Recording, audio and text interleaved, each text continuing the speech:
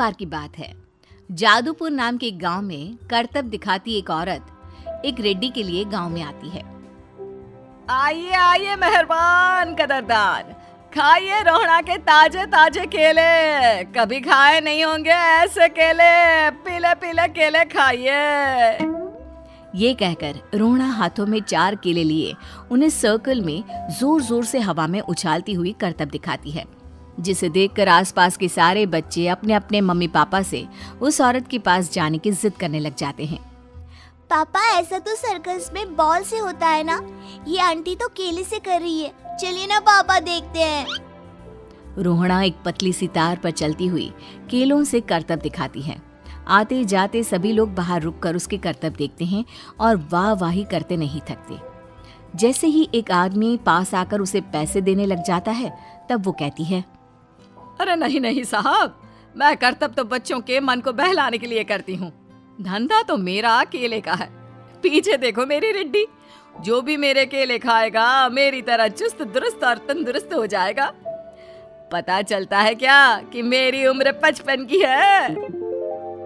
अरे पर ऐसे ठंड के मौसम में कोई केला क्यों खाएगा? ये ऐसे वैसे केले नहीं है साहब, ये शरीर में गर्मी देते हैं।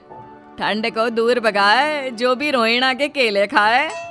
पापा, अगर मुझे केले नहीं मिले तो मैं घर नहीं जाऊंगी। तभी उसके पापा कहते हैं कि बेटा, केले ठंड में कभी गर्मी नहीं देते। ये सब कहने की बातें हैं, सामान बेचने का तरीका है इनका। पर पिंकी नहीं मानती। मैं केले खाऊंगी। पिंकी की जिद के आगे नत्थू हार जाता है और उसे केले खरीद कर दे देता है। पिंकी खुश होकर केले घर ले आकर खाती है। अब मैं भी करतब करूंगी, कितना मजा आएगा। जादुई केले। पिंकी पहला केला खत्म भी नहीं करती कि वो बेहोश हो जाती है।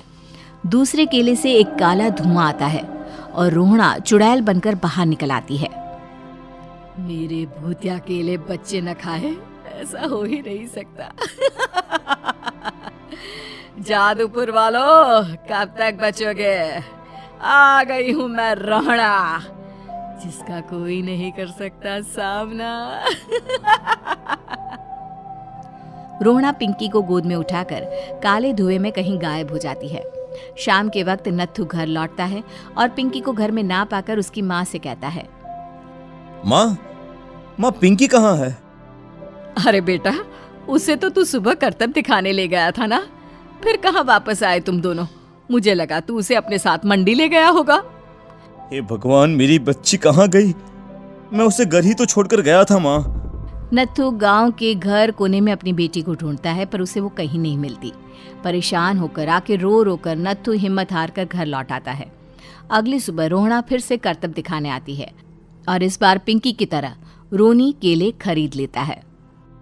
50 रुपए दिए थे पापा ने, सारे पैसों की मैंने केले खरीद लिए हैं। अब मैं भी आंटी की तरह ही करतबबाज बन जाऊंगा। यही सोचते हुए रोनी केले खाता है और पहला अकेला केला आधा खत्म भी नहीं करता कि चुड़ैल उसके सामने आ जाती है। मेरे साथ चलने का समय आ गया है रोनी।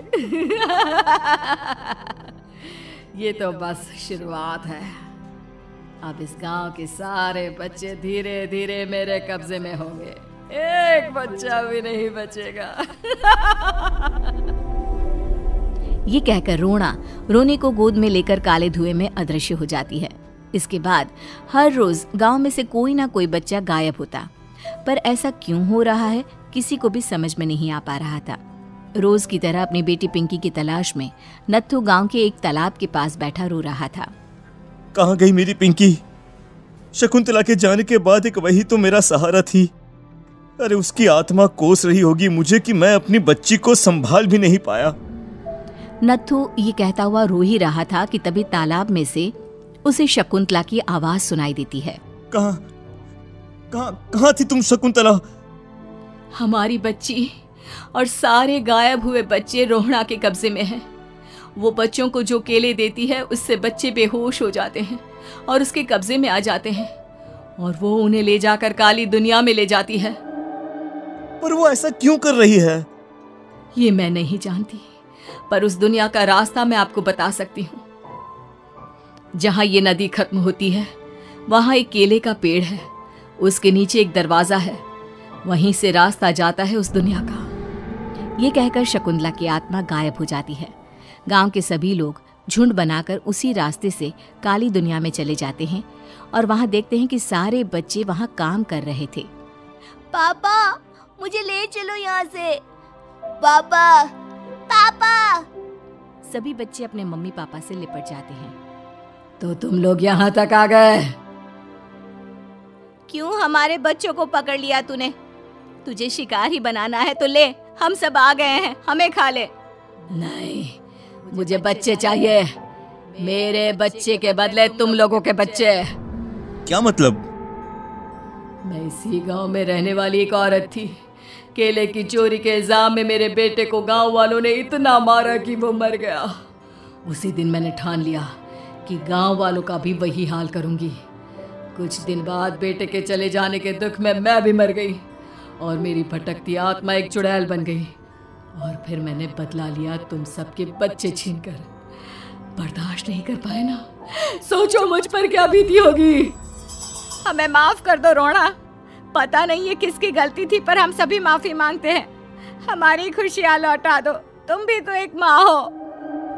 गांव वालों की बात सुनकर रोना का मन पिघल जाता है और वो बच्चों को छोड़ देती है। उसके बाद काली दुनिया बच्चों के लिए जादुई दुनिया बन जाती है। अब कोई भी कभी भी वहां आ जा सकता था।